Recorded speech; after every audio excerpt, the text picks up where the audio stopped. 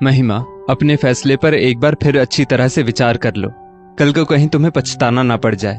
तुम्हारे पापा तुम्हारे ऊपर इस तरह शादी का दबाव नहीं डाल सकते। तुम्हारे तो बहुत बड़े बड़े सपने थे। ग्रेजुएशन के साथ यूपीएससी की तैयारी करना चाह रही थी तुम। कितनी मेहनत कर रही थी तुम। अचानक से तुम्हारे पापा का ये फैसला तुम्हें कुछ अजीब नहीं लगता? तुम्हारे सब साथी पढ़ लिख कर अपना अच्छा करियर बना लेंगे और तुम ससुराल में चौका बर्तन में लगी रहोगी। महिमा, तुम अपने भविष्य के साथ खिलवाड़ कर रही हो। अरे यूपीएससी क्लियर करने के बाद लोग आजू बाजू खड़े होकर सलाम करते। तुम दफ्तर में बैठकर हुक्म चलाती, तरह तरह के दस्तावेज पर हस्ताक्षर करती।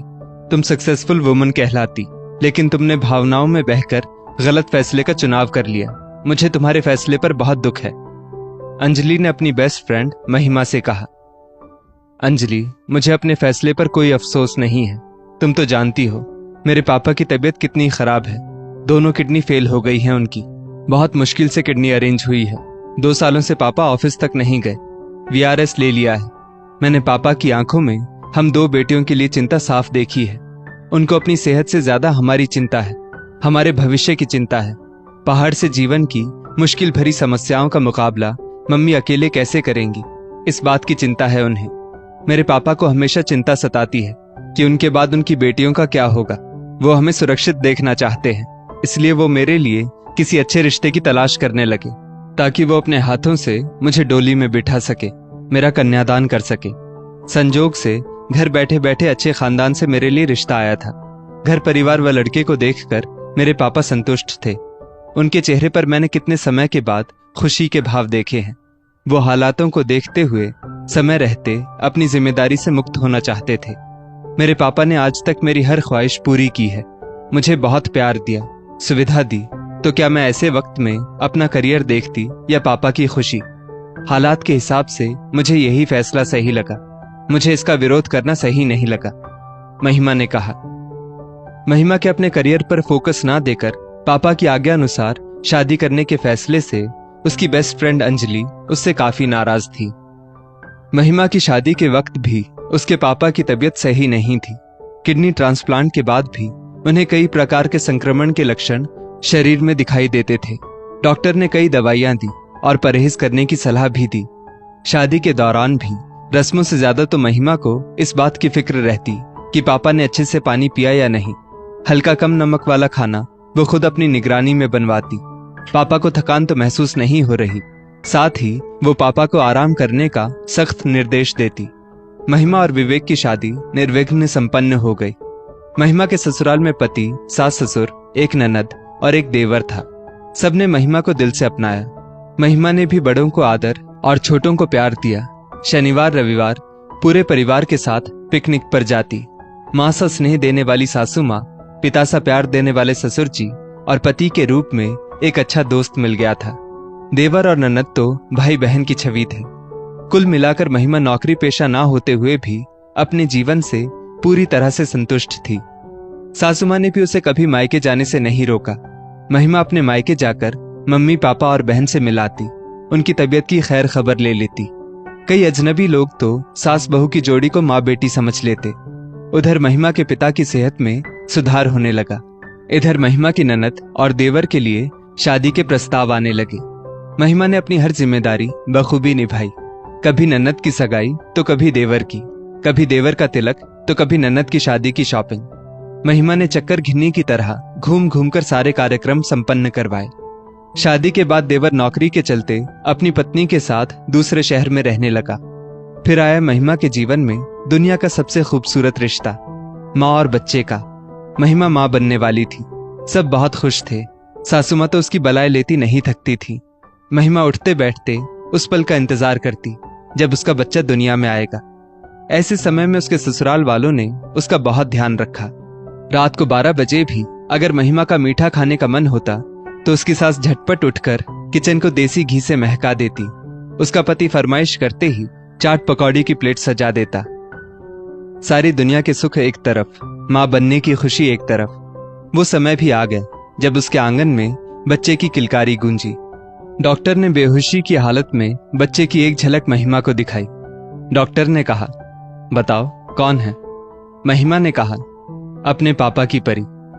कुछ घंटों के बाद डॉक्टर ने बच्ची को महिमा की गोद में दिया। उसकी आंखें भर आई। वो मैं से मां बन चुकी थी। बेटी के साल भर बाद ही वो एक बेटे की भी मां बन गई। अब उसका सारा वक्त बच्चों की परवरिश में लगने लगा। दोनों बच्चों के बीच उम्र का फासला बहुत कम था, इसलिए बच्चों को संभालना मुश्किल होता था, पर परिवार के सहयोग से सब आसान होता चला गया। महिमा की सहेली अंजलि अपनी आगे की पढ़ाई करने विदेश चली गई थी। वहीं उसे अच्छी नौकरी भी मिल गई। वो विदेश में ही भारतीय मूल के लड़के के साथ शादी के बंधन में भी बंध गई। अपनी अपनी जिम्मेदारियों के चलते दोनों सहेलियों का संपर्क कुछ टूट सा गया था। समय अपनी रफ्तार से चल रहा था। अननोन नंबर से एक दिन अचानक महिमा के फोन पर कॉल आती है। महिमा, मैं अंजलि, मैं तुम्हारे ही शहर आई हुई हूँ। मैं तुमसे मिलना चाहती हूँ। बताओ हम कहाँ मिल सकते हैं? अंजलि ने कहा। मेरे घर से अच्छी जगह भला क्या हो सकती है मिलने के लिए। आराम से समय बिताएंगे। मैं तुम्हें अपना एड्रेस सेंड करती हूँ, महिमा ने कहा। शाम को अंजलि तय समय पर महिमा के घर पहुंचती है। डोरबेल बजते ही महिमा ने लपक कर दरवाजा खोला। अरे आओ आओ, अंजलि भीतर आओ। और अंजलि, तुम अकेली आई? तुम्हारे पति साथ नहीं आए? महिमा ने पूछा। वो किसी काम से गए हैं। हम दोनों सहेलियों को बातें करने अकेला छोड़ दिया है, लेकिन मुझे लेने जरूर आएंगे। तब तुम सबसे आराम से मिलेंगे, अंजलि बोली। महिमा के बच्चे बहुत आत्मीयता से अंजलि से मिले और अपनी संगीत क्लास के लिए चले गए। अब बताओ यहाँ कैसे आना हुआ? महिमा ने पूछा। अरे, मेरे संजय भैया के बेटे की बारात में आई हूँ। लड़की इसी शहर की है। कल शादी है तो तुम्हें भी न्योता देने आई हूँ। कल तुम्हें शादी में सपरिवार आना होगा। तुम कोई जॉब वगैरह कर रही हो या अभी तक हाउसवाइफ बनकर बैठी हो? क्या अभी भी लोगों की सेवा में ही अपनी जिंदगी गुजार रही हो? अंजलि ने पूछा। साड़ी में लिपटी, हाथों में चूड़ियां इतनी पहनी थी कि हाथ उठाते ही खनखना जाती। गले में बड़ा सा मंगलसूत्र, पैरों की झांझर ऐसी कि कोई उसके कदम ताल भी गिन ले। महिमा का ये रूप देखकर तो अंजलि चौंक गई। हाँ, मैंने जॉब करने की बजाय घर संभालना ही बेहतर समझा, महिमा ने कहा। कितनी पढ़ाई की थी तुमने, कितनी मेहनत की थी तुमने, क्या इसी दिन के लिए? तुम्हें अजीब नहीं लगता? तुम्हें ऐसा नहीं लगता कि तुमने अपने साथ धोखा किया है? तुमने अपने सपनों को पूरा नहीं किया। कॉलेज के दिनों में तुम्हें देखकर लगता था कि तुम एक सक्सेसफुल वुमन बनोगी, मतलब सफल औरत, अंजलि ने कहा। मैं इस बात का उत्तर दूंगी, पहले तुम गर्मा गर्म नाश्ता तो करो, जो मेरे पति ने अपने स्टाफ के साथ भिजवाया है। हाँ, मैं हूं सफल औरत। मैंने अपना सपना जिया है। अंजलि, तुम्हारे लिए सफलता का मतलब यही है ना? बड़ी पोस्ट पर काम करना, ज्यादा पैसे कमाना, फॉर्मल कपड़े पहनना। सक्सेसफुल वुमन मतलब बड़ी कंपनी में नौकरी करना। शायद तुमने मुझसे यही उम्मीद की थी, महिमा ने कहा। आखिर कौन सी मजबूरी थी महिमा कि तुमने ऐसा रूप धारण कर लिया? क्या पति ने नौकरी नहीं करने दी? क्या तुम्हारे ससुराल वाले तुम पर अत्याचार करते हैं? अंजलि महिमा से एक के बाद एक सवाल पूछने लगी।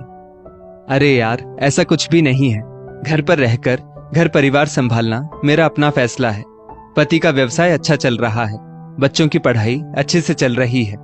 उम्र के इस चरण पर पहुंचकर भी मेरे सास ससुर की सेहत ठीक है। घर में शांति है, कोई झगड़ा व मनमुटाव नहीं है। पति के लिए भी पर्याप्त वक्त निकाल सकती हूँ।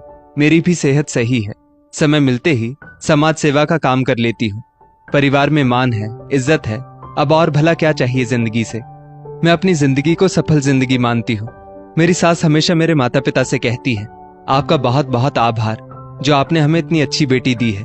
तब मैं अपने आप को सफल महसूस करती हूँ। जब मेरे बच्चे क्लास में अच्छा प्रदर्शन करते हैं, तब मैं अपने आप को सफल महसूस करती हूँ। जब देखती हूँ कि छोटी सी उम्र में मेरे बच्चों को भगवान की आरती व ग्रंथ याद है, तो मैं अपने आप को सफल महसूस करती हूँ। जब मेरे पति कहते हैं, तुमने सब कुछ कितने अच्छे से संभाल रखा है, तुम ना होती तो हमारा क्या होता? अपने पति के मुख से ऐसे शब्द सुनकर मैं अपने आप को सफल महसूस करती हूँ। बच्चों की पहली टीचर उनकी माँ होती है। मुझे गर्व है, मैं अपने बच्चों को अच्छे संस्कार देने की पूरी कोशिश कर रही हूँ। अगर मैं अपनी अब तक की जिंदगी का बही खाता देखूं, तो मैं पूरी तरह से संतुष्ट व खुश हूँ अपनी जिंदगी से। मुझे बाहर जाकर जॉब ना करने का कोई अफसोस नहीं है। जो औरत ऑफिस में जॉब करती हो, आर्थिक रूप से आत्मनिर्भर हो, जिसकी तस्वीर पेपर या मैगजीन के कवर पेज पर हो, सिर्फ वही औरत सफल नहीं कहलाती। बल्कि एक औरत जो घर को बखूबी संभाले, घर वालों को प्यार दे, सम्मान दे, बदले में उसे भी खूब प्यार सम्मान मिले, उसके बिना परिवार की कल्पना करना भी बेईमानी हो तो वो भी सफल औरत की श्रेणी में आती है। हाँ, मैं हूं सफल औरत, यानी कि सक्सेसफुल वुमन, महिमा ने कहा। तभी महिमा की सास पुष्पा जी जो मंदिर गई थी वो आती है। महिमा ने अंजलि से अपनी सास का परिचय करवाया। अंजलि ने आगे बढ़कर उन्हें प्रणाम किया। अरे महिमा बहू, ये ठाकुर जी की हवेली का प्रसाद है। परसों तुम्हारे जन्मदिन के अवसर पर मंदिर में पूरे दिन की सेवा का मनोरथ लिखवा दिया है। मंगल आरती, श्रृंगार के दर्शन, राजभोग, सबका मनोरथ लिखवा दिया है। हमें समय से पहुंचना होगा, पुष्पा जी ने कहा। और बहू, अपनी सहेली को कुछ खिलाया पिलाया या नहीं? पुष्पा जी ने कहा। जी आंटी जी, नाश्ता पानी सब अच्छे से हो चुका है, अंजलि ने कहा। बहू, 7 बज रहे हैं, खाना खिलाकर ही भेजना अपनी सहेली को। ऐसा करो, विवेक को जल्दी आने को बोल दो और अंजलि के पति को भी। क्यों ना तुम लोग बाहर होटल में खाने का प्रोग्राम बना लो, पुष्पा जी ने कहा। हाँ, ये सही रहेगा मम्मी जी, महिमा बोली। अरे आंटी जी, खाना बाना नेक्स्ट टाइम। अभी तो मैं अपने भतीजे की शादी में आई हूँ। बुआ के सारे नेक करने हैं, भाभी का हाथ बटाना है। आप सब कल शादी में जरूर आइएगा, अंजलि बोली। देख अंजलि, सास ससुर का आशीष मिल रहा है, बच्चे संस्कारी हैं, पति का प्यार मिल रहा है, समाज में सम्मान है। मेरे माता पिता को भी मेरे ससुराल में सम्मान मिलता है। मेरे माता पिता मेरी तरफ से पूरी तरह से निश्चिंत हैं। फिर किस बात का मलाल मन में रहे, महिमा ने कहा। हाँ, तुम सही कह रही हो महिमा। तुम्हारे चेहरे की चमक बता रही है कि तुम अपने जीवन में कितनी खुश हो। हाँ, तुम अपने जीवन में सफल हो। पढ़ी लिखी महिला भी हाउसवाइफ बनना चुन सकती है। घर को मैनेज करना किसी कंपनी को मैनेज करने से आसान काम थोड़ी है। तुम जैसी घरेलू महिलाएं कई लड़कियों के लिए आदर्श हो सकती हैं, अंजलि ने कहा और अपने पति के आने पर महिमा से विदा ली। दोस्तों, जो महिला अपने परिवार, पति, सास ससुर, बच्चों को अच्छी तरह संभाल रही हो, वो कोई बेचारी नहीं होती। वो मजबूत महिला होती है, सफल महिला होती है। सबको गर्व से बताएं कि आप एक होम मेकर हैं।